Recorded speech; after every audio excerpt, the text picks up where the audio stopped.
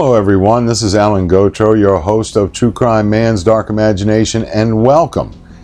If this is your first time here, hit the like, subscribe, and hit the bell to be notified of any future programming. If you like us, hit the share button and let your friends know that you have discovered the channel to satisfy your true crime, historical crime cravings. Oftentimes, there are stories that we run across here at the channel that just intrigue us as they unwind with every scintilla of research. The Hall Mills murder case is one of those incidents.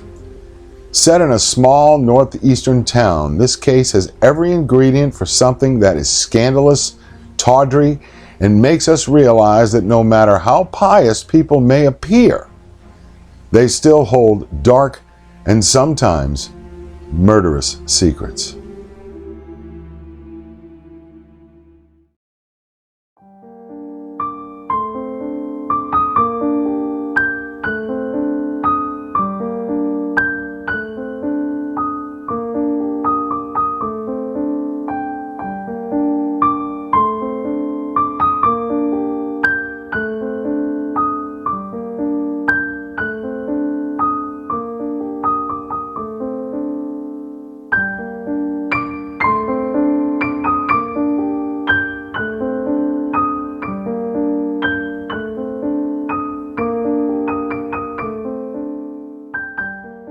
It was early on a Saturday morning on September 16, 1922, when the bodies of Reverend Edward Wheeler Hall and his lover Eleanor Mills were discovered side by side under a crabapple tree in New Brunswick, New Jersey.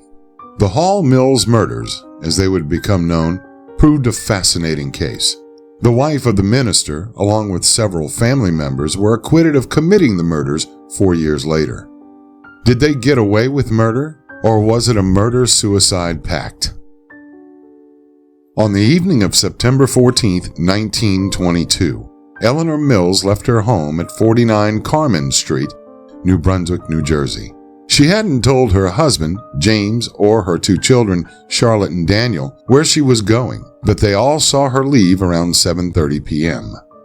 Eleanor was, in fact, on her way to a meeting she had arranged earlier that day to discuss a payment she was due to make. She was to meet Reverend Edward Hall at her local church.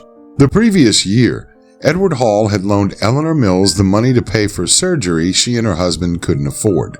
She had a kidney removed.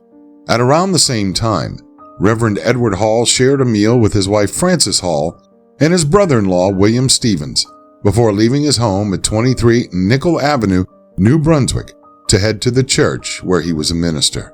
Unlike Eleanor Mills, Edward informed his family where he was going before leaving, saying he wouldn't be long.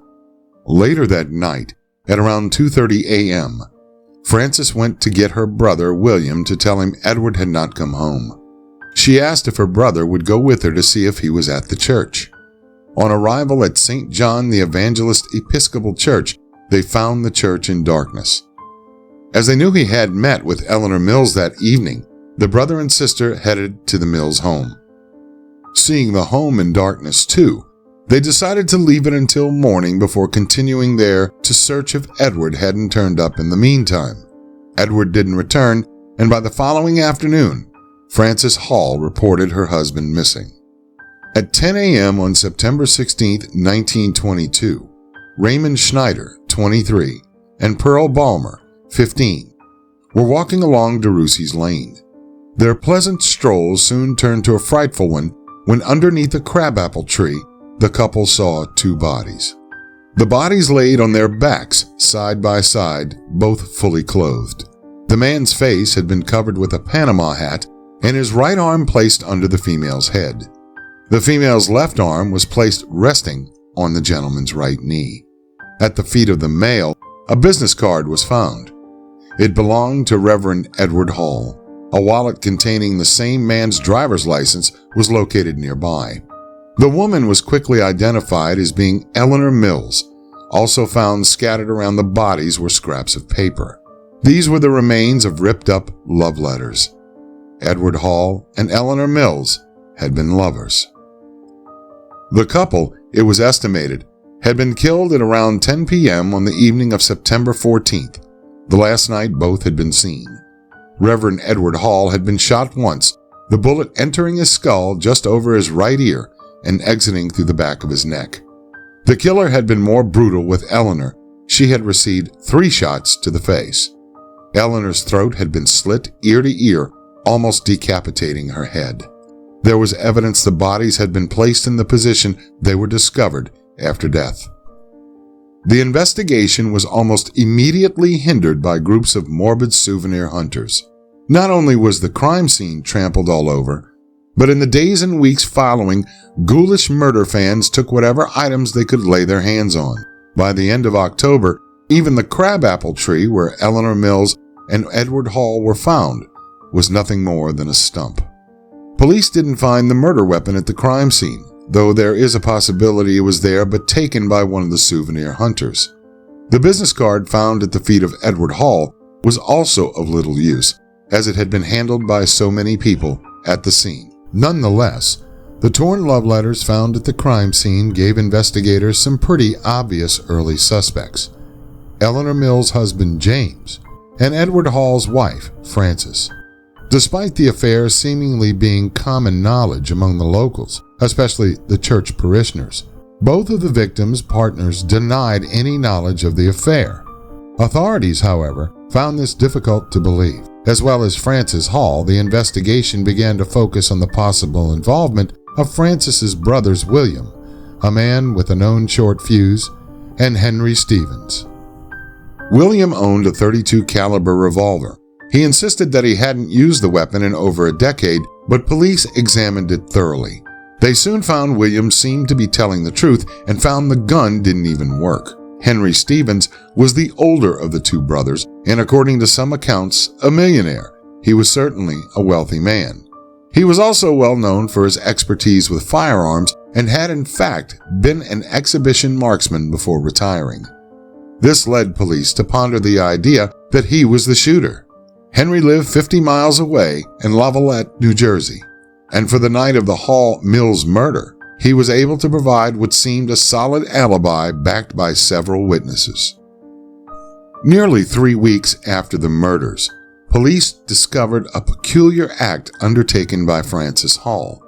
Less than a week after her husband Edward Hall had been killed, Frances sent several items of clothing to Barneau's in Philadelphia. She wanted the items cleaned and then dyed black. Although certainly a little strange, it still wasn't enough evidence of any wrongdoing. Despite being frustrated in the early investigation, by the end of October, police would be given fresh hope thanks to Jane Gibson. On October 24th, Gibson, who was a pig farmer, which led the media calling her Pig Woman, told police she had witnessed the Hall-Mills murders. On the night of September 14th at around 9 p.m., her dogs began barking furiously. She assumed someone was trying to steal her corn, so she went to investigate. Gibson spotted someone in the distance, so she got on her mule and went to track down the dark figure. As she approached, Gibson was surprised to see a group of 4 people near the crabapple tree on DeRussey's Lane. No sooner had she arrived near the scene that she suddenly heard the sounds of gunshots. One of the group fell on the ground in a heap before a woman could be heard to scream, "Don't, don't." Further gunshots could then be heard before Jane Gibson saw a second person drop to the ground. Gibson, stunned and afraid, fled the scene before anyone saw her, but as she did, she heard one final scream from a female voice, "Henry!" Police were wary of the tale Jane Gibson told. They strongly believed that Reverend Edward Hall had been executed whilst lying on the ground, unlike the description detailed by Gibson. Gibson also seemed to add extra details or slightly alter her story each time they spoke. Despite initially saying she only saw silhouettes in the moonless sky, Gibson soon added seeing a car parked near the location, and, thanks to another car passing by, the headlights allowed her to get a good look at the 4 individuals. The group consisted of 2 men and 2 women. One of the women was wearing a long coat, and one of the men had bushy hair and a mustache. Gibson now added that she heard an argument concerning some notes before one of the women tried to flee unsuccessfully. When she was dragged back to the crabapple tree, the woman alongside one of the men was then shot dead. A further addition to the tale was added on a third interview. Jane Gibson stated that at around 1 a.m., she returned to the spot from which she had fled to retrieve an item she had dropped. Under the crabapple tree, where the executions took place, she saw a woman knelt beside the body of the male victim, crying as if mourning the unfortunate soul. This woman was Frances Hall, according to Jane Gibson. Although there were consistencies within her story, it seemed whether she was talking to the police or the press, some specifics within her story were always altered. Another witness seemed to cast further doubt on Jane Gibson's story. A Mrs. Fraley lived nearest of anyone to the location on DeRussey's Lane where the murder took place. In fact, the spot was even viewable from an upstairs window after the murder. Whether this was the case before all the souvenir hunters took all the shrubs and trees is uncertain. What is certain is that when questioned, Mrs. Fraley clearly stated she heard nothing on the night of the shootings, nor did her lodger. Mrs. Fraley also noted she had spoken to Jane Gibson on the morning of September 15th, and she had made no mention of such an incident occurring the previous night, which was unfitting of Gibson's usual talkative and gossipy manner.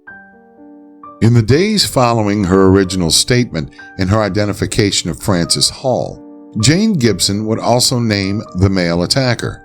She named the male as a cousin of Frances Hall's named Henry Carpenter.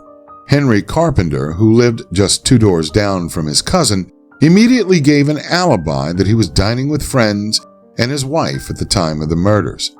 The witnesses soon backed up his claims. On November 20th, 1922, prosecutors took their case hoping for indictments before a Summersville grand jury. Over the next 8 days, 67 witnesses were called to the stand to give evidence. Strangely amongst them was Mrs. Fraley, who cast doubt on Jane Gibson's tale and said she heard nothing, was now amongst the witnesses. She now stated she heard gunshots at around 10 p.m. on the night of September 14th. However, it was Jane Gibson herself who prosecutors hoped would give them the verdict they sought. On November 28th, Jane Gibson was called to the stand and gave her evidence, shortly after the jury was convened. After less than an hour of deliberation, the foreman came back with their verdict. For reasons which seem sufficient and controlling, the grand jury took no action on the Hall Mills murder case and laid the matter over. This does not necessarily mean that the matter cannot be taken up by this or a subsequent grand jury.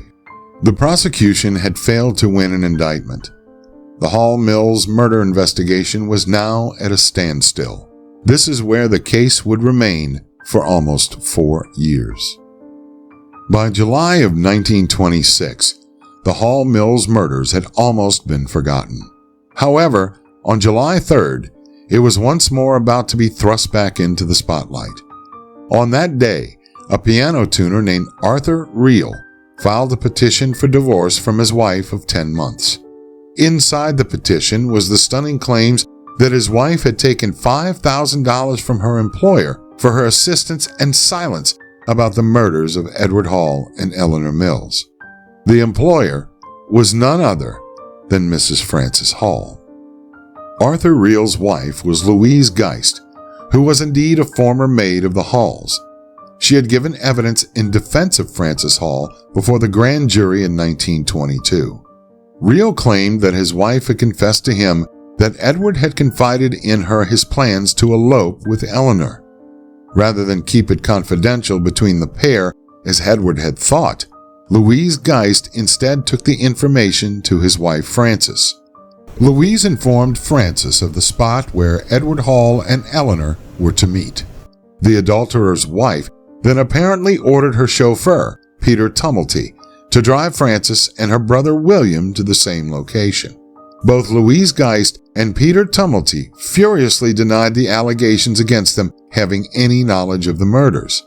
Louise Geist claimed her husband had threatened to implicate her in the murders if she didn't get back with him, but her story mattered little.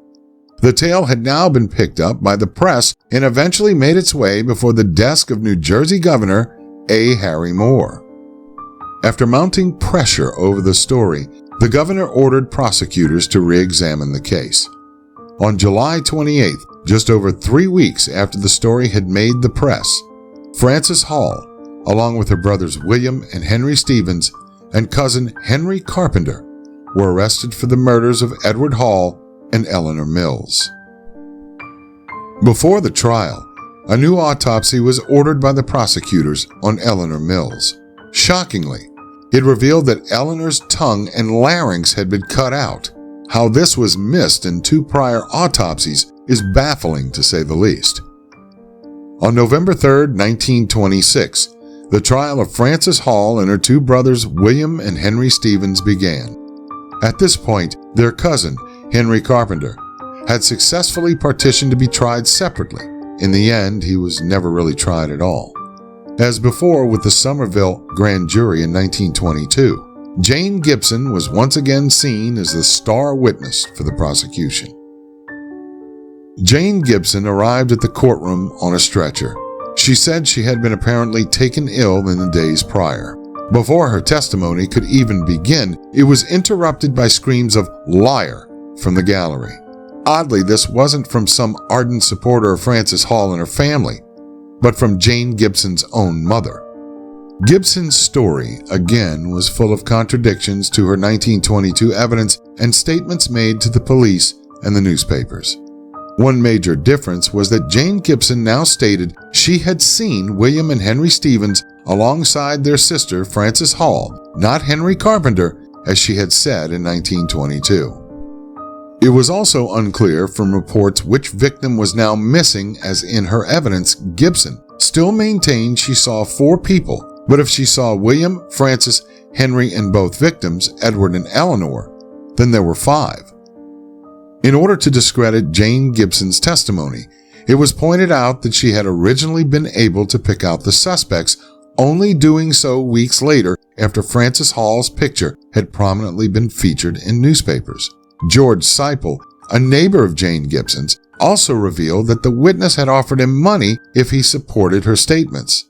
The defense also did their best to paint Jane Gibson as a crazy person who was an unreliable witness. Other evidence was presented before the jury. The business card found at the crime scene contained a partial fingerprint belonging to William Stevens, according to the prosecution. The defense argued that wasn't the case, and even if it was the card, it also contained dozens of other fingerprints. Another witness who claimed to have seen Henry Stevens near the site of the murder that night was Ralph Gosline. Gosline, himself a past lover of Eleanor Mills, claimed that on seeing him, Stevens fired 2 warning shots at him, which resulted in him fleeing the area. This surely meant one of Gosline or Gibson was lying. Gibson stated she heard 4 shots. With these supposed warning shots, she would have heard 6. A further witness was also easily dismissed by the defense.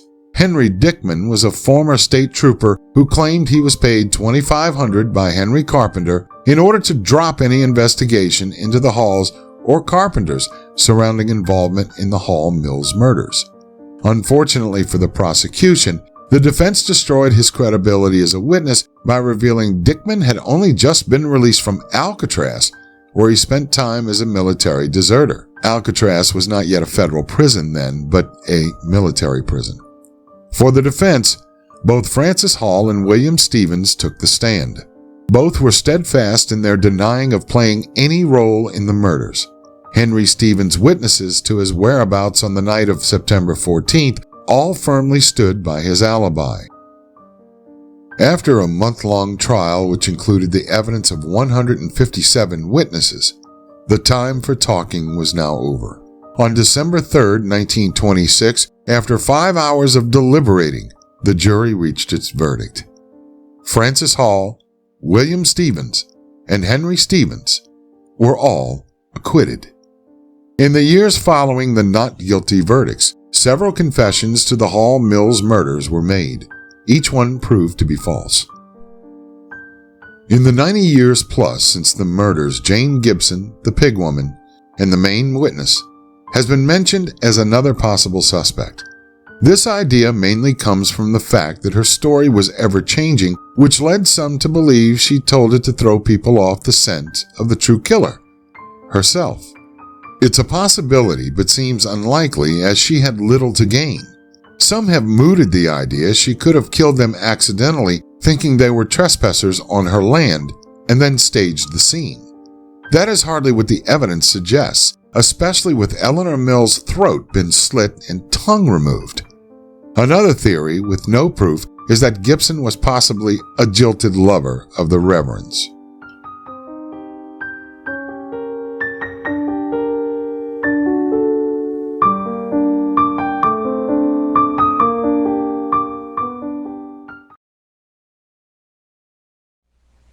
Former attorney William Kunstler, famous for his work with the ACLU, offered his own theory regarding the Hall-Mills murder case.